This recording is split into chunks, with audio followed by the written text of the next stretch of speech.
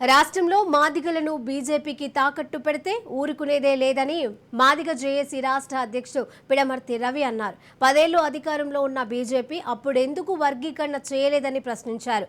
మందకృష్ణ, మోత్కుపల్లి నరసింహులను ప్రజలు నమ్మే పరిస్థితుల్లో లేరని అన్నారు. కేంద్రంలో కాంగ్రెస్ అధికారంలోకి వస్తేనే వర్గీకరణ అవుతోందని అన్నారు.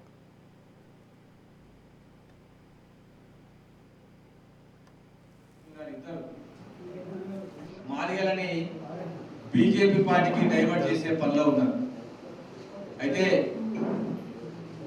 మాదిగలు ఎందుకు బీజేపీ పార్టీకి ఓట్లు వేయాలని అడుగుతా ఉన్నారు. వాళ్ళు రాజ్యాంగాన్ని రద్దు చేస్తారు, వాళ్ళు రిజర్వేషన్ రద్దు చేస్తారు. రాజ్యాంగాన్ని రద్దు చేస్తే మొత్తమే పోతాయి. అయితే రాజ్యాంగం రద్దు అయినాక ఎస్సీ వర్గీకరణ మాటనే ముచ్చటనే ఉండదు.